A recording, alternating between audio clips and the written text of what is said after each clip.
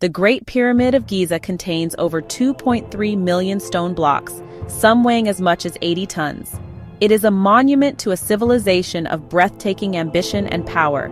But the empire that built it, the kingdom of the pharaohs, had no money, not a single coin. So how do you pay thousands of workers for decades of labor to build the wonders of the world? You pay them in bread and beer. This is the story of the world's first paycheck and the world's first labor strike. Ancient Egypt wasn't a market economy. It was a command economy, a massive, state-controlled redistribution machine. The pharaoh, a living god, theoretically owned everything: the land, the resources, the people. A vast bureaucracy of scribes, the original accountants, managed this system. They weren't just simple record keepers, they were the essential gears of the state, meticulously recording every bushel of grain harvested from the fertile Nile Delta, every fish caught, and every jug of beer brewed in the state's workshops. Taxes weren't paid in gold, but in goods and labor, a system called in-kind taxation. Each year after the Nile's flood receded, scribes would measure the fields to calculate the expected harvest. A significant portion of that harvest was then collected and transported to massive, state-owned granaries. These were not just barns, they were the national treasury. Fishermen, potters, weavers, all contributed a share of their production. This system filled the pharaoh's storehouses, creating the immense surplus that fueled the entire civilization and allowed for the construction of temples, the funding of armies, and the building of the pyramids. And how were the workers paid? With that same surplus. A standard wage for a common laborer was 10 loaves of bread and up to 2 jugs of beer per day. This wasn't just a snack, it was a calorie-dense payment, a complete nutritional package.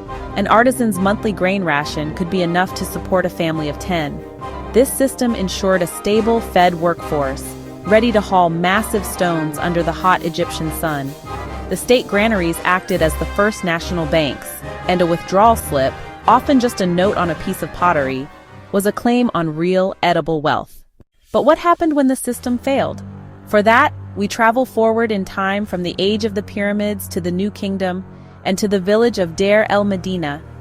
This was the home of the most elite craftsmen in Egypt, the men who carved and decorated the secret tombs in the Valley of the Kings. We know from a remarkable document, the Turin Strike Papyrus, that in the 29th year of the reign of Ramesses III, these workers laid down their tools. Their grain rations were 18 days late. They marched on the temples, which served as administrative centers, shouting a simple, powerful message: "We are hungry." It was the first recorded labor strike in human history. So if the state controls all the resources and the means of payment, is that ultimate security or ultimate control? Let me know in the comments. The Egyptian system is a fascinating case study in economics without currency. Value was determined by a unit of account called a deben, which was a specific weight of metal, usually around 91 grams of copper in the New Kingdom. An item might be worth 5 debens of copper, but no copper ever changed hands for everyday goods. Instead, goods were bartered based on this shared understanding of value. A coffin might be priced at 25 deben, which could be paid for with a cow, a certain number of linen sheets, and several jars of honey, all adding up to the same value. It was a system built entirely on accounting. This gave immense power to whoever controlled the ledger. The scribes and officials who managed the granaries were the gatekeepers of the economy. They determined who got paid, how much, and when. This centralized control allowed for incredible feats of mobilization, like building the pyramids, but it also created vulnerabilities. Corruption, where an official might divert grain for his own purposes, or simple inefficiency in the vast bureaucracy could bring the entire system to a halt. The life of a worker depended on the scribe's accuracy and the overseer's honesty. In this system, labor isn't just a cost, it's a national asset to be managed. The state invested in its workforce by providing food, housing, and even healthcare, not out of pure benevolence, but because a healthy, stable workforce was a productive workforce. The daily bread and beer ration was a direct investment in the human capital needed to build and maintain the empire. This is why the workers at Deir el-Medina were so shocked by the state's failure.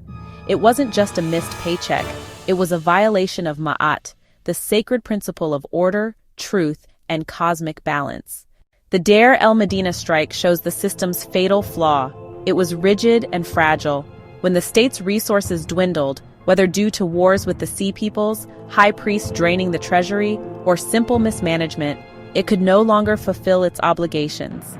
The papyrus records the workers' frustration as officials tried to placate them with pastries and sworn oaths. Finally, the vizier himself had to admit the pharaoh's granaries were empty. Without the ability to pay its workers, the state lost its legitimacy and its ability to function. Then, your wealth was a physical share of the harvest, stored in a state granary. Your payroll was a tangible thing you could eat and drink. Now, your wealth is a digital entry in a bank's ledger, a series of ones and zeros guaranteed by the government. The technology has changed, but the fundamental reliance on a centralized system to honor its promises remains the same. The anxiety of a delayed grain shipment is not so different from the anxiety of a delayed direct deposit. The Pharaoh's ledger teaches us that an economy is, at its core, a system of trust. Whether it's trust in a scribe's papyrus scroll or a bank's encrypted server, the moment that trust breaks, the system fails. So the next time you see the word pending on your bank statement, ask yourself, how different is that from an empty granary? Follow the Human Timeline TV to see the full story.